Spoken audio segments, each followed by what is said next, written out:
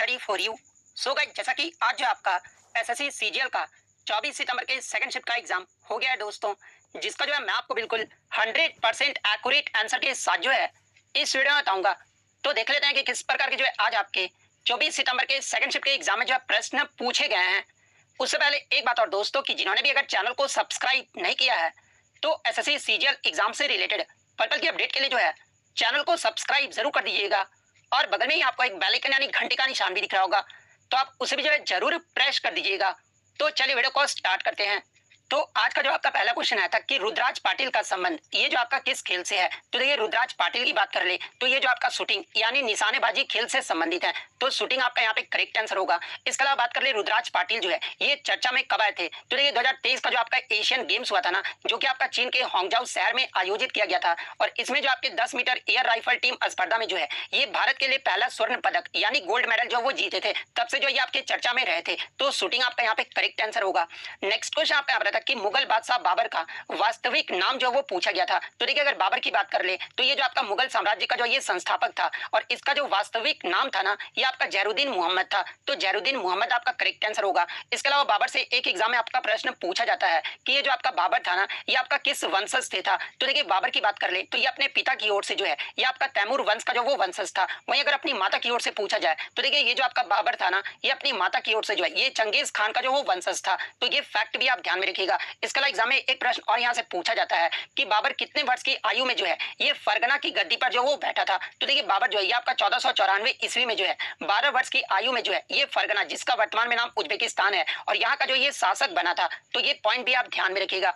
Next question आपका यहाँ रहा था कि which festival is celebrated by Vaishnav religion in Assam, यानी वैष्णव धर्म द्वारा जो है असम में कौन सा त्योहार जो है वो मनाया जाता है। तो देखिए, वैष्णव धर्म द्वारा असम में जो है ये आपका जो डोल यात्रा उत्सव है ना, ये आपका पश्चिम बंगाल, उड़ीसा और असम राज्य में जो ये मनाया जाता है। और देखिए, डोल यात्रा को ही जो है ये आपका डोल पूर्णिमा या फिर डोल उत्सव या फिर देउल के नाम से भी जो इससे जाना जाता है। और ये डोल यात्रा जो ये आपका एक हिंदू त्योहार है जो भगवान कृष्ण और राधा के बीच के प्रेम को जो वो जश्न मनाता है। और ये जो आपका त्योहार है ना, ये आमतौर पर फागुन माह की पूर्णिमा के दिन जो ये मनाया जाता है, यानी होली से एक दिन पहले जो है इस त्योहार को जो वो मनाया जाता है, जो कि आपका वैष्णव धर्म के द्वारा जो वो मनाया जाता है। तो डोल यात्रा आपका यहाँ पे करेक्ट आंसर होगा। नेक्स्ट क्वेश्चन आपका यहाँ पर आया था कि 1912 ईस्वी में बिहार में भारतीय राष्ट्रीय कांग्रेस का जो अधिवेशन है ना, ये कहां पर हुआ था। तो देखिए, 1912 में भारतीय राष्ट्रीय कांग्रेस का जो 27वां अधिवेशन है ना, ये आपका पटना के निकट बांकीपुर में जो ये आपका आयोजित किया गया था। तो बांकीपुर आपका यहाँ पे करेक्ट आंसर होगा। और इसकी अध्यक्षता जो ये किसके द्वारा किया गया था। तो देखिए, बांकीपुर अधिवेशन की जो अध्यक्षता है ना, ये आपके रघुनाथ नरसिंह मुधोलकर के द्वारा जो वो किया गया था। तो ये फैक्ट भी आप ध्यान में रखिएगा। नेक्स्ट आपका यहाँ पर आया था कि the controller and auditor general of India यानी सीएजी जो है इस्टेब्लिश्ड बाय विच आर्टिकल, यानी भारत के नियंत्रक और महालेखा परीक्षक के नियुक्ति, शपथ और सेवाओं की शर्तों से संबंधित अनुच्छेद कौन सा है। तो देखिए, सीएजी की नियुक्ति, शपथ और सेवाओं की शर्तों से संबंधित जो आपका अनुच्छेद है ना, ये आपका अनुच्छेद 148 है। तो अनुच्छेद 148 आपका यहाँ पे करेक्ट आंसर होगा। इसके अलावा बात कर ले वर्तमान में भारत के सीएजी कौन है। तो देखिए, 7 अगस्त 2020 से ही जो है गिरीश चंद्र मुर्मू जो है ये आपके भारत के वर्तमान में जो आपके सीएजी हैं। तो ये पॉइंट भी आप ध्यान में रखिएगा। और सीएजी से संबंधित अगर अन्य अनुच्छेद की बात कर ले तो देखिए, अन्य अनुच्छेद में अनुच्छेद 149 जो है ये आपके सीएजी के कर्तव्य और शक्तियों से संबंधित है। अगर एग्जाम में पूछा जाए कि सीएजी से संबंधित कर्तव्यों और शक्तियों से संबंधित अनुच्छेद कौन सा है, तो ये आपका अनुच्छेद 149 है। इसके अलावा अगर अनुच्छेद 150 की बात कर ले तो देखिए, अनुच्छेद 150 आपका कहता है कि संघ और राज्यों के खातों का विवरण राष्ट्रपति के अनुसार जो है ये आपके सीएजी की सलाह पर जो वो रखा जाएगा। ये जो आपका अनुच्छेद 150 में जो वो कहा गया है। वहीं अगर अनुच्छेद 151 की बात कर ले तो इसमें आपका कहा गया कि संघ के खातों से संबंधित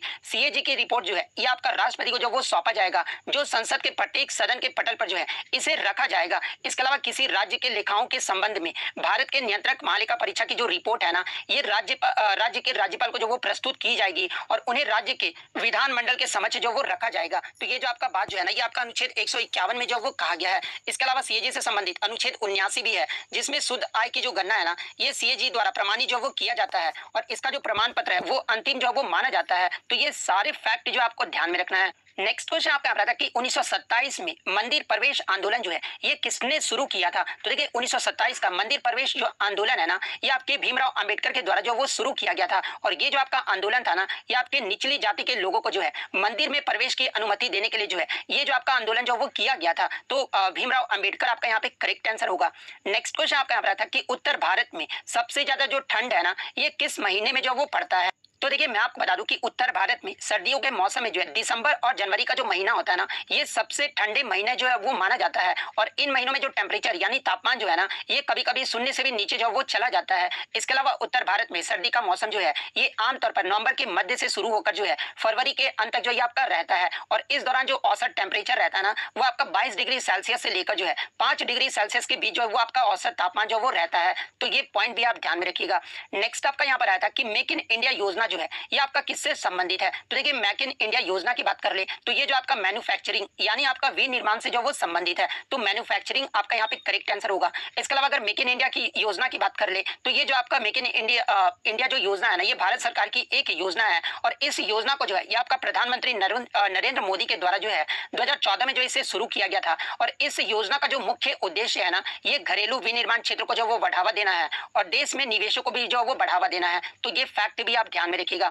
नेक्स्ट आपका यहाँ पर आया था कि तुलसीदास बोरकर को जो है 2016 में जो है कौन सा अवार्ड से जो वो सम्मानित किया गया था। तो देखिए अगर तुलसीदास बोरकर की बात कर ले तो ये जो आपके हारमोनियम वाद्य यंत्र से जो वो संबंधित है और इन्हें 2016 में जो है पद्मश्री अवार्ड से जो वो सम्मानित किया गया था। तो पद्मश्री आपका यहाँ पे करेक्ट आंसर होगा। इसके अलावा मैं आपको बता दूं कि तुलसीदास बोरकर को जो है 2005 में जो है इन्हें संगीत नाटक अकादमी पुरस्कार से भी जो वो सम्मानित किया गया था। तो ये पॉइंट भी आप ध्यान में रखिएगा। और अगर इनका वाद्यंत्र पूछा जाए तो ये आपके हारमोनियम के जो है वो वादक थे। तो ये पॉइंट भी आप ध्यान में रखिएगा।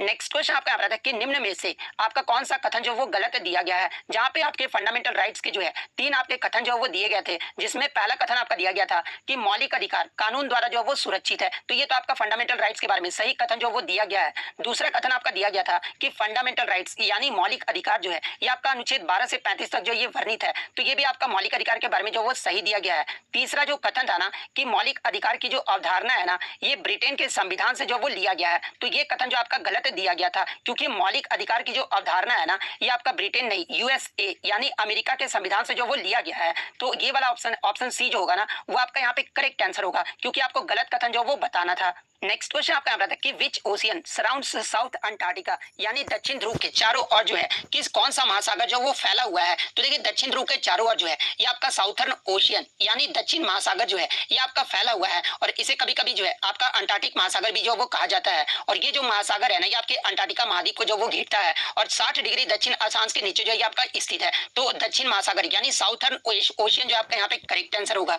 नेक्स्ट आपका यहाँ पर आता है कि what is the main reason for migration 2011 census यानी 2011 की जनगणना के अनुसार प्रवास का जो है मुख्य कारण पूछा गया था। तो देखिए 2001 की जनगणना के अनुसार प्रवास का जो मुख्य कारण रहा था ना, पुरुषों में अगर बात कर ले तो ये जो आपका एम्प्लॉयमेंट यानी रोजगार रहा था पुरुषों के लिए। और महिलाओं की बात कर ले तो देखिए 2001 की जनगणना में महिलाओं के लिए जो प्रवास का सबसे मुख्य कारण जो रहा था ना, ये आपका मैरिज यानी विवाह रहा था। तो अगर पुरुष का पूछा गया था तो एम्प्लॉयमेंट आपका करेक्ट आंसर होगा। अगर आपका स्त्री का पूछा गया था, फीमेल का पूछा गया था, तो फिर आपका मैरिज जो वो करेक्ट आंसर होगा।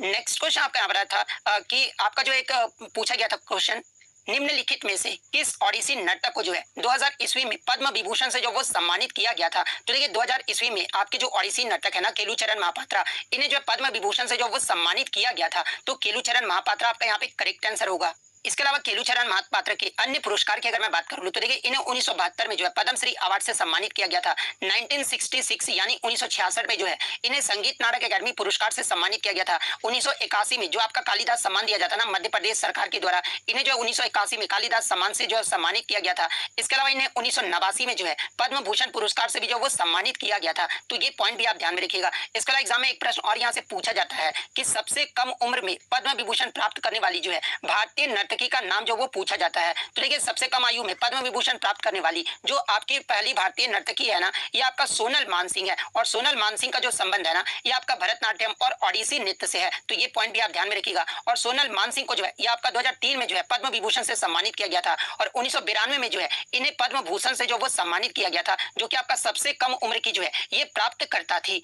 तो ये फैक्ट भी आप ध्यान में रखिएगा। नेक्स्ट आपका यहाँ पर आया था कि संकल्प Gupta who is seen in the news recently is associated with which sport यानी संकल्प गुप्ता जो हाल ही में आपके चर्चा में रहे थे, ये जो आपके किस खेल से जो वो संबंधित है। तो देखिए संकल्प गुप्ता की बात कर ले तो ये जो आपके भारत के 71वें जो है आपके चेस के ग्रांड मास्टर बने थे। और ये जो आपके चेस यानी शतरंज खेल से जो वो संबंधित है। और किस राज्य से अगर पूछा जाए कि किस राज्य से है ये, तो ये आपके नागपुर जो है वो यानी महाराष्ट्र नागपुर से जो ये संबंधित है। तो शतरंज यानी चेस आपका यहाँ पे करेक्ट आंसर होगा। नेक्स्ट क्वेश्चन आपका यहाँ पर आया था कि अस्पाइरोगाइरा से जो है संबंधित एक प्रश्न जो वो पूछा गया था। तो देखिए इसका प्रश्न एग्जैक्टली क्या पूछा गया था आप कमेंट करके बता दीजिएगा। तो अस्पाइरोगाइरा की अगर बात कर ले तो देखिए ये जो आपका अस्पाइरोगाइरा है ना, ये आपका एक प्रकार का हरी शैवाल यानी ग्रीन एल्गी है। और ये जो आपका किस में होता है, तो ये आपका आइसोगैमस यानी आइसोगैमस में होता है। और आइसोगैमस का मतलब क्या होता है कि इसमें आपके जो युग्मक यानी गैमेट जो होते हैं ना, ये आपके आकार और रूप में जो है ये आपके समान होते हैं। तो ये पॉइंट भी आप ध्यान में रखिएगा। यानी ये जो आपका स्पाइरोगाइरा होता है ना, ये आपका आइसोगेमस होता है। और आइसोगेमस का मतलब ये होता है कि जो आपका युग्मक होता है ना, वो आकार और रूप में जो वो समान होता है।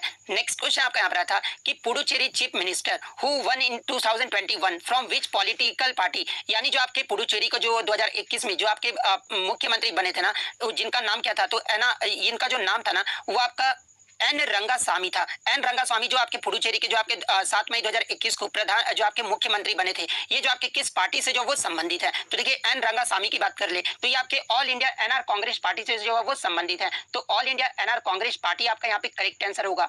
नेक्स्ट क्वेश्चन आपका रहा था कि which state cattle preservation bill 2021 with international boundaries, यानी अगर बात करें तो देखिए इनमें से कौन सा राज्य जो है मवेशी संरक्षण अधिनियम 2021 के तहत जो है मवेशियों के परिवहन और खपत को जो वो नियंत्रित करता है। और ये जो आपका राज्य है ना, ये आपका बांग्लादेश और भूटान के साथ जो है सीमा भी जो वो साझा करता है। तो देखिए मैं आपको बता दूं कि ये जो आपका असम राज्य है ना, ये आपका मवेशी संरक्षण अधिनियम 2021 के तहत जो है ये आपके मवेशियों के परिवहन और खपत को जो वो नियंत्रित करता है। और ये जो आपका बांग्लादेश और भूटान के साथ जो सीमा भी जो वो साझा करता है। तो असम आपका यहाँ पे करेक्ट आंसर होगा। नेक्स्ट क्वेश्चन आपका यहाँ पर था कि what is the contribution of road transport in total passenger और ट्रांसपोर्ट इन इंडिया, यानी भार ना होता है। तो